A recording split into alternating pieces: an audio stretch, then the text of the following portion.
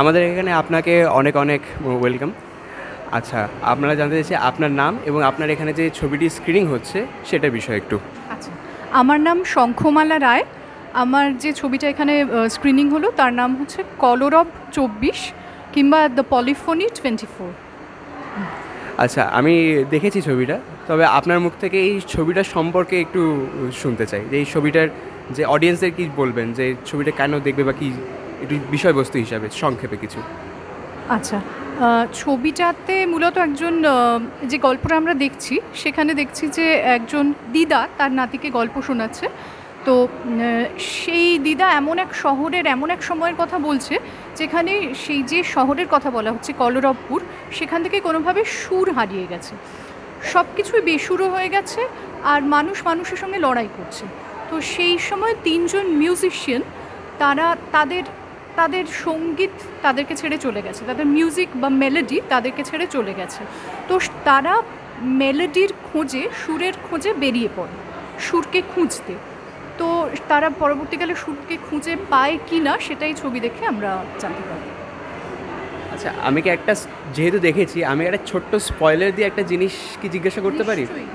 আমরা ছবির একদম শেষ মুহূর্তে দেখলাম যে একটা গল্প কিভাবে বর্তমান যুগের যে কলরবের সাথে কিভাবে মিলে গেল, তো সেটা সম্বন্ধে কীভাবে কী বলতে চাইবেন এই বিষয়ে?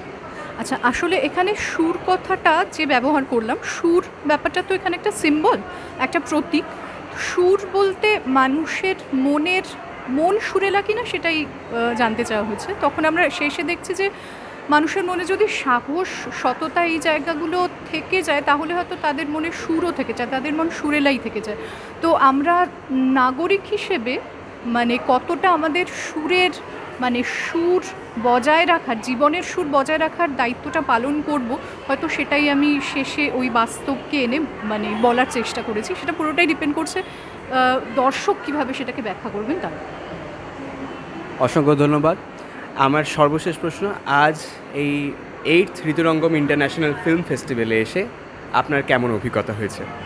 প্রথমত যে ঋতুপর্ণ ঘোষকে ট্রিবিউট দিয়ে এই যে ফেস্টিভ্যাল, সেই ব্যাপারটাই আমার কাছে খুব খুব ইম্পর্ট্যান্ট একটা বিষয় এবং খুব আনন্দের যে এরকম একটা ফেস্টিভ্যাল হচ্ছে, এরকম একটা চলচ্চিত্র উৎসব হচ্ছে, সেটাই খুব আনন্দের বিষয়। এবং এখানে যে আমার ছবি স্ক্রিনিং হয়েছে সেজন্য আপনাদের সকলকে ধন্যবাদ জানাই। এবং এখানে এসে বিভিন্ন ধরনের ছবি দেখলাম, বিভিন্ন ভাষার।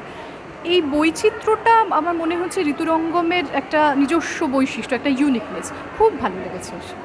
অসংখ্য ধন্যবাদ আপনাকে এখানে আসার জন্য। আপনার ভবিষ্যতে অনেক শুভকামনা রইল। Thank you.